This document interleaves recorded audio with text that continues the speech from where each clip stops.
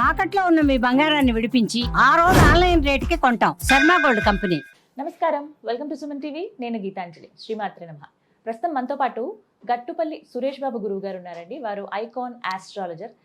ఇవాళ ఎన్నో ధర్మ సందేహాలు మనం ఎదుర్కొంటూ ఉన్నాం. ప్రత్యేకించి మన ఇళ్లలో జరిగేటువంటి కొన్ని విషయాలపైన వీటికి దైవపరంగా ఏమన్నా సలహాలు, సూచనలు కానీ, పరిహారాలు కానీ ఉంటాయా అనేది అందరి భావన. కామెంట్స్ రూపంలో చాలా మంది క్వశ్చన్స్ అడుగుతూ ఉన్నారు. అవన్నీ కూడా గురువు గారిని అడిగి మనం నివృత్తి చేసుకుందాం.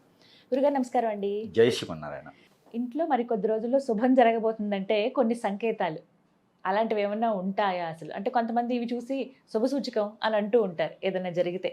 అలాంటి సంకేతాలు ఏంటో చెప్తారు? ఎందుకంటే చాలా మంది తెలుసుకుంటారు.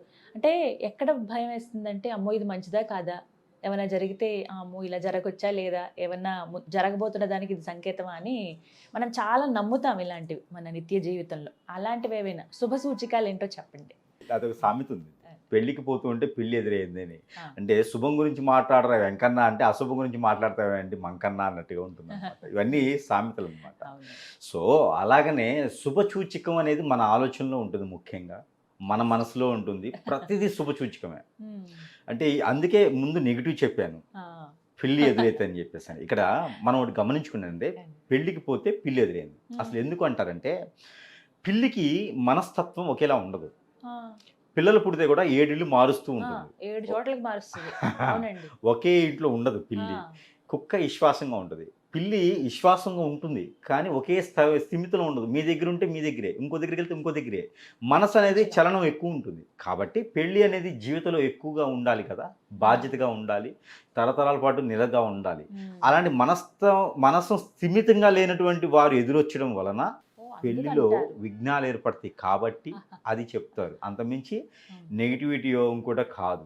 అందరు గమనించుకోవాలి. పిల్లి ఎదురు రావడం వలన, కుక్క పడుకోవడం వలన అయితే శుభకార్యాలు ఆగవు.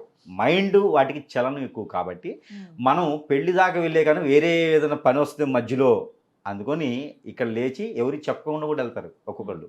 కాబట్టి అదనమాట, అంతమించి వెళ్ళదు. ఇక శుభకార్యాలు జరిగే ముందు, ఇంట్లో శుభం జరిగే ముందు ఏదైనా సిమ్టమ్స్ అంటే ఏదైనా శుభసూచికమైనటువంటి విషయాలు ఏమైనా వెలుగు తీయొచ్చా, గమనించవచ్చా అనేది. ఇక మనం చూసినట్టయితే కనుక పెళ్ళవుతుంది, పెళ్ళైన తర్వాత పిల్లలు పుట్టరు. ఈ పిల్లలు పుట్టకుండా ఉండేదానికి పెద్దవారు ఉంటారు ఇంట్లోనూ. మా అబ్బాయికి పెళ్ళయిందండి, 4 ఏళ్ళు అవుతుంది, కానీ ఇంకా పిల్లలు పుట్టలేదు అనుకుంటూనే ఏం కాదులేండి పుడతారు అని చెప్పేసి అని మాట్లాడుతూ ఉంటారు. అయిన తర్వాత ఏదో ఒక రోజున, గురువారం లేదా శనివారం రోజున కనుక మనకి కలలో మన పెద్దవాళ్ళు, కాలం చేసి ఉన్నవారు గుర్తు రావటం, నైట్ పూట గుర్తు వచ్చేసి నిద్ర లేపుతూ ఉంటారు, నేనున్నాను లే అని. ఆ తర్వాత ఖచ్చితంగా వాంతులు చేసుకుంటారు ఇంట్లో వాళ్ళు. అందరు కాదు, ఫుడ్ మోషన్స్ కాదు, ఫుడ్ బాయిల్స్ కాదు. అంటే పిల్లలు పుట్టేందుకు సంకేతం అది. పెద్దవాళ్ళు వచ్చి మనల్ని నిద్ర లేపుతుంటారు, వేరే విధంగా కాదు. నేనేదో ఉన్నాను భయపెట్టడం కుదిరించడం ఇలా కాదు, నిద్ర లేపుతారు. నువ్వు ఇంకా నిద్ర లేవలేదా లే అని చెప్పి ఏకుഞ്ഞాన్ని వస్తారు వాళ్ళు. అలాంటి శుభసూచకం ఇంట్లో పిల్లలు పుడతారు. ఇంకా వాళ్ళు మనవరాళ్ళకో మనవాళ్ళకో ఎవరైతే ఉంటారో రెడీగా ఉంటారో పెళ్ళయి వారికి పిల్లలు పుడతారని అర్థం. ఇక సొంత ఇల్లు కళ నిజం అవడం. అద్దె ఇంట్లో పడుకుని ఉంటాం మనం. ఈ పడుకున్నప్పుడు మన మీద మనకి ఏదైతే ఇల్లు ఉందో ఆ ఇల్లు మొత్తం పడిపోయినట్టు ఉండడం, మనం స్థానం ఉన్న దగ్గర నుంచి స్థల చలన వేరే దగ్గరికి వెళ్తున్నట్టుగా కళ రావటము, కర్రలు పట్టుకుని వెళ్తున్నట్టుగా, మనల్ని ఎవరో తీసుకుపోతున్నట్టుగా ఇలాంటి కళలు వస్తూ ఉంటాయి.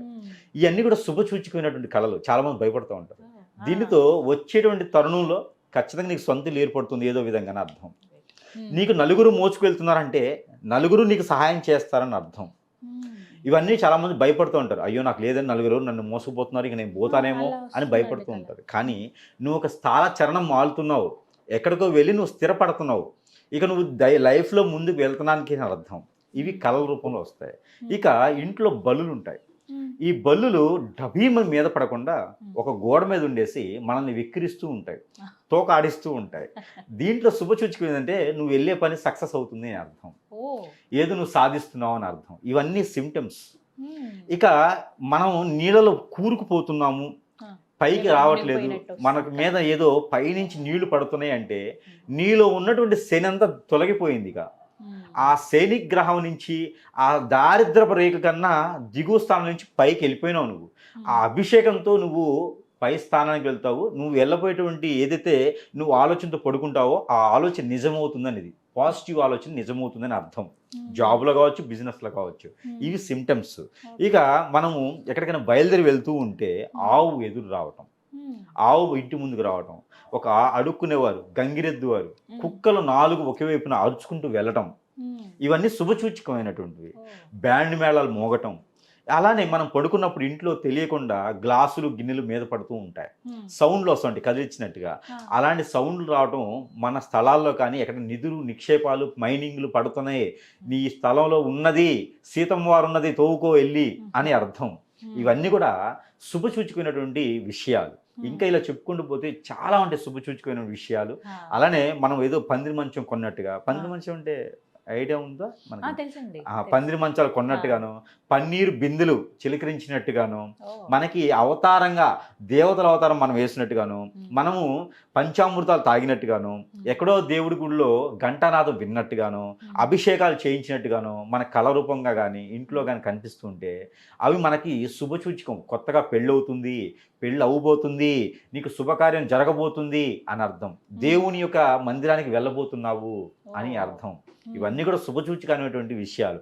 ఇకపోతే ఇంట్లో ఈ యొక్క మనం అనుకున్నట్టుగా ముందుగా పెద్దవారు వచ్చి లేదలేపటం, నేనున్నాన్ని గుర్తు చేయడం ద్వారా కూడా శుభసూచకం ఉంటుంది. ఇక వీటన్నిటితో పోలిస్తే కనుక మనము పాలు తాగటం కానివ్వండి, పాలు ఎవరికైనా దానం ఇవ్వటం కానివ్వండి, చక్కెర, షుగర్, మనకి తేనె, ఇవన్నీ దానం ఇచ్చినట్టుగా, నా ఆస్తి మొత్తం ఇంకోళ్ళకి దానం ఇచ్చినట్టుగా, ఏదైనా కల వచ్చినా మన ఆలోచన ప్రకారం కనిపించిన, ఇవన్నీ శుభసూచకమైనటువంటి విషయాలు అనమాట. అంటే కొత్తగా ఏదో మన ఇంట్లో రాబోతుంది అని అర్థం, వారితో మన లైఫ్ మారబోతుంది, నా లైఫ్లోకి ఎవరో రాబోతున్నారు అనే అర్థాలు ఇవన్నీ భయాందోళన చెందేవి కాదు, శుభసూచకమైనటువంటి ఆలోచన విధానం. ఇక ఇంట్లో సాంబ్రాణి పొగ ధూపం వేస్తే ఎలా ఉంటుందో ఆ విధమైనటువంటి స్మెల్ వస్తుంది, మనకి ముక్కుల్లో స్మెల్ వస్తుంది. మనం వంట వండినా కూడా కిచెన్లోనే ఉండాలి అనిపిస్తుంటుంది. ఏ వంట వండినా కూడా రుచిగా ఉండటం, నోట్లో నూరినటువంటి దోసకాయ పచ్చడి ఎలా ఉంటుందో అలాంటి రుచిగా ఉండడం అనేది వంటలు ఉంటాయి చూసారా, అవి శుభసూచకం. వండేటువంటి వంటల్లో ఉప్పు చాలకపోయినా బాగుంది, కారం చాలకపోయినా బాగుంది అనేటువంటి మనకి అర్థమైంది కదా, ఇవన్నీ శుభసూచకం. ఏ తిన్న మట్టి తిన్నట్టే ఉంటే నీకు ఏదో ఆరోగ్య సమస్య ఉందని అర్థం. ఇప్పుడు ఏంటి, నువ్వు ట్రీట్మెంట్కి వెళ్ళాలి.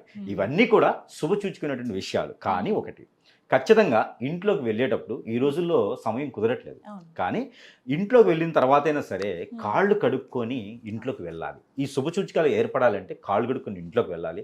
ఇంట్లోకి వెళ్ళిన తర్వాత ప్రతి ఒక్కరు కూడా ఇంట్లో వాళ్ళందరినీ పలకరించాలి. మనం వెళ్ళాము అంటే సరికాదు, ఎవరి రూమ్లోకి వాళ్ళు వెళ్ళేసి ఫోన్లు మోగించుకుంటూ కూర్చోవడం కాదు. ఇక 2 చేతులు పెట్టుకొని అందరినీ పలకరించుకుంటూ వెళ్ళాలి. ఇద్దరున్నా, ఒక్కరున్నా, నలుగురున్నా సరే నిద్రపోతున్న వ్యక్తికైనా వాళ్ళు రిప్లై ఇచ్చారా లేదనేది వదిలేసుకొని మనం పలకరించి వెళ్ళాలి. లేకపోతే మనం ఉన్నా లేకున్నా ఒకటే. శుభసూచకం కావాలి కదా నీకు, శుభసూచకం కావాలి నీకు, అన్ని పనుల్లోనూ శుభం కావాలంటే కనుక ఖచ్చితంగా అందరినీ పలకరించుకుంటూ వెళ్ళాలి. బయటకు వచ్చేటప్పుడు అందరికి చెప్పి రావాలి. ఇలాంటివి ఆచరిస్తే ఖచ్చితంగా శుభసూచకం అనేది ఖచ్చితంగా ఏర్పడుతుంది వారికి. ఇవన్నీ కాకుండా ఇంట్లో ప్రతినిత్యం కూడా నిద్ర లేచిన తర్వాత క్లాప్స్ కొట్టాలి. క్లాప్స్ ఎందుకండి? ఈ క్లాప్స్ కొట్టడం వల్ల ఇంట్లో నిద్రించేటప్పుడు ఎన్నో రకాలైనటువంటి క్రియలు మనతో పాటు ఉంటాయన్నమాట. ఎన్నో రకాలైనటువంటి చెడు క్రియలు మనతో చొరబడుతూ ఉంటాయి. అందువలన మనము ఎలా అయితే మనకి ఆలయాల్లో గంట కొడతామో, నేను వచ్చాను దేవుడా అని గంట కొడుతుంటాం, అలానే మనం ఇంట్లో నిద్ర లేవగానే క్లాప్స్ కొట్టాలి. క్లాప్స్ కొట్టేసి మనం మొత్తం చూసుకోవాలి. చూసుకున్న తర్వాత మనం నిద్రలేసి బయటకు వెళ్ళాలి. ఇవి చేస్తే ఇంట్లో కాదు, రూమ్లో కాదు, బెడ్రూమ్లో కాదు, కిచెన్లో కాదు, వాష్రూమ్లో కాదు, ప్రతి దాంట్లో పాజిటివిటీ ఉంటుంది. ఇది చేసుకుంటే చాలు ఇంట్లో. అలానే లేవుగానే సూర్య నమస్కారాలు చేసుకోవడం, మతంతో సంబంధం లేదు, కులంతో సంబంధం లేదు, సూర్య నమస్కారాలు చేసుకోవడం, ఆ ఉదయించే సూర్యుడికి నీళ్లు ఆర్జనివ్వడం లాంటివి చేస్తే ఖచ్చితంగా వారి ఇంట్లో ఎంత నెగిటివిటీ ఉన్నా కూడా శుభసూచకమే కనిపిస్తుంది. ప్రతిదీ శుభమే వింటారు.